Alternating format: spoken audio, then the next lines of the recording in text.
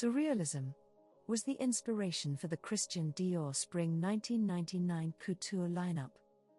It's obvious how much John Galliano and his team enjoyed their research, as almost every aspect of the collection, from concept to clothing to set, is a reference to the movement.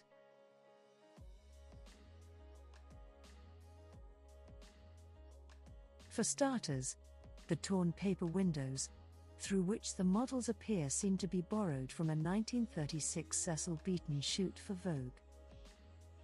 Galliano himself introduced the collection and its inspirations, calling out Jean Cocteau, whose line drawings were referenced in a trio of astrology-themed dresses, and Salvador Dalí, especially.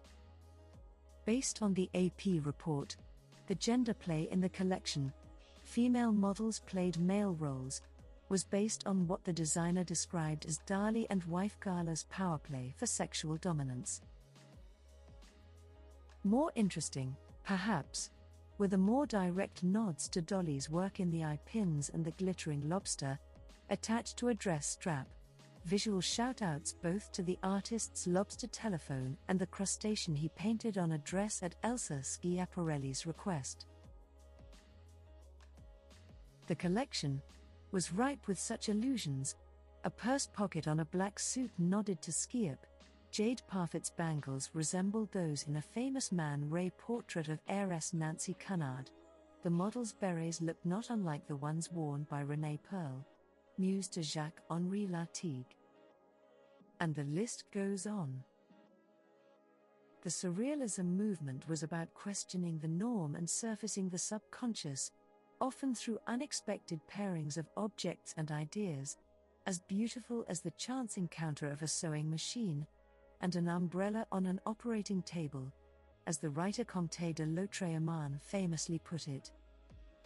The collection was presented at the Dior headquarters to an audience of 60 and repeated 6 times to accommodate the guest list, according to the Evening Standard.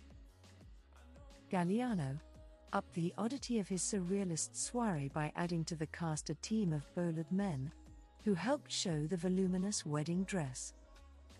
In contrast, the clothes, for the most part, were streamlined, elegant, and modern.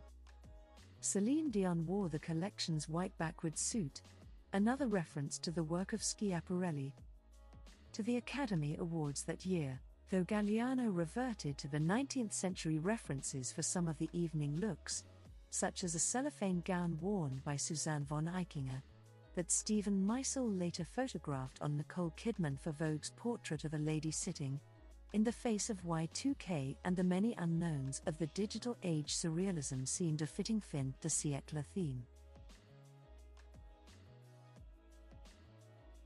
I've been thinking about the photographs of Angus McBean and Man Ray, whose experiments with light playing around the body and redefining its contours are fascinating. I've taken the mood and interpreted it in the softest fabrics, to bring about the same poetic qualities. The gentle side to surrealism in the society portraits by Madame Yevonde also appeals to me.